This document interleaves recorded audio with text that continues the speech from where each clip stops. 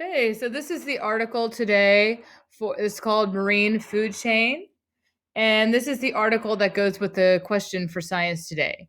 The marine ecosystem is made up of a complicated series of interconnected energy producers, like plants, phytoplankton, and consumers from plant eaters to meat. So from plant eaters to meat eaters, both great and small. So and down here you can see here's a picture of a dugong feeding on seagrass. There's a picture of him. And as herbivores, dugong and their manatee cousins, it looks a lot to me like a manatee, occupy the second level of the marine food chain. Here, a dugong feeds on seagrass in the Red Sea. And so here you have, so down here is where the article starts. And I just want to show you that if you're reading this on your own, you could change the text level. Right now, I have it at the 5th grade level, but you could change it to 3rd grade. The content is still the same. It's just some of the vocabulary is a little simpler and there's less words. Okay, and the same thing, you can change it. So you can go back and forth, choose your grade level. If you really want to challenge yourself, change it to a 10th grade level. Okay, I'm going to put it back on 5th grade level for now. And I also want to show you that also, before you read, you might want to check out the vocabulary link, and it gives you some of the words that are going to be in the article. So we have autotroph, which is an organism that can produce its own food and nutrients from chemicals in the atmosphere, usually through photosynthesis or chemosynthesis. Carnivore is an organism that eats meat. Food chain is a group of organisms linked in order of the food they eat, from producers to consumers, and from prey, predators, scavengers, and decomposers. We have a food web. It's all the related food chains in an ecosystem. So there's more than one food chain going on in an ecosystem. And so those together are called the food web. And an herbivore is an organism that eats mainly plants or other producers. A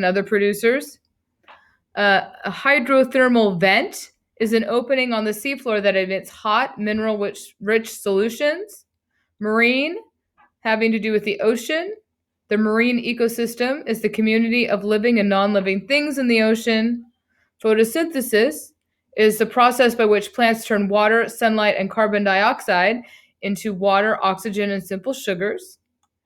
Phytoplankton, is a microscopic organism that lives in the ocean and can convert light energy to chemical energy through photosynthesis.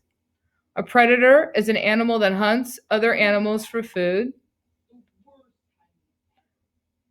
The trophic level is one of 3 positions on the food chain. So we have autotrophs, which is the first level, herbivores, which is the second level, and then carnivores and omnivores, which is the third level.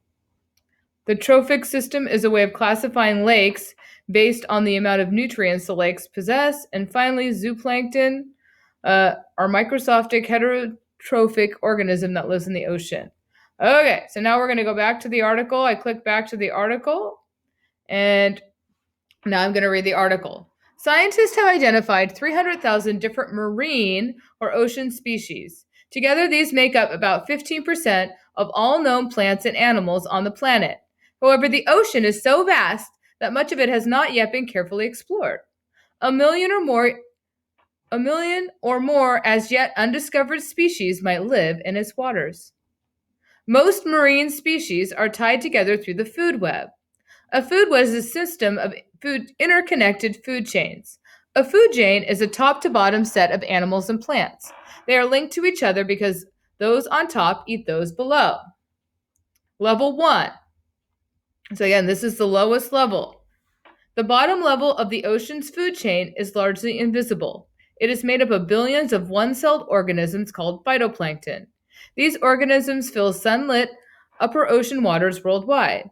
In a way, phytoplankton work like plants. This is because they take in the sun's energy and through photosynthesis turns nutrients and carbon dioxide into organic compounds. On the coast, seaweed and seagrasses do the same thing. Together, these tiny plants play a large role. They are the main producers of the organic carbon that all ocean animals need to survive. They also produce more than half of the oxygen we breathe on Earth. Wow, if I was going to highlight something, I'd be like, ding, ding, ding. So not only are they produce the organic carbon that ocean animals need to survive. They also produce more than half of the oxygen we breathe on Earth. So now we're on the second level, level 2, herbivores. The next level of the marine food chain is made up of plant eaters, or herbivores. Many are microscopic or so small they are invisible to the human eye. These tiny creatures are known as zooplankton. They drift across the ocean surface, grazing on whatever they come across.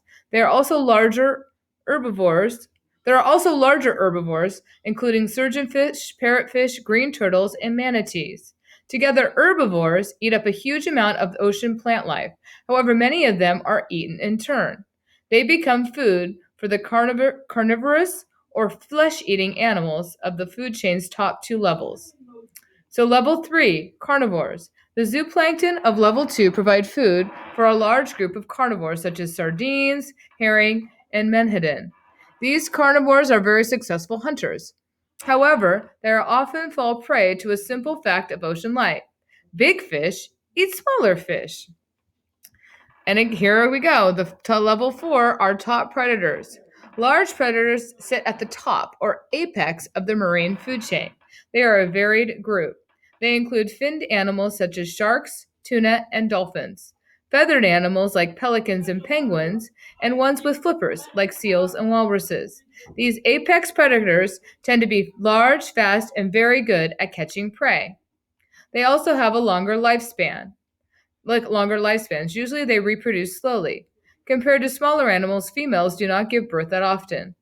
The marine food chain's top predators are common prey for the most deadly hunters of all, humans.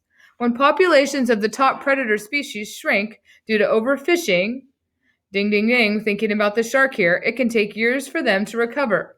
This is due to their slow rate of reproduction. The loss of these species can create problems through the entire food web. And that means that these large predators at the top of the food chain, they don't reproduce as fast as animals at the bottom of the food chain.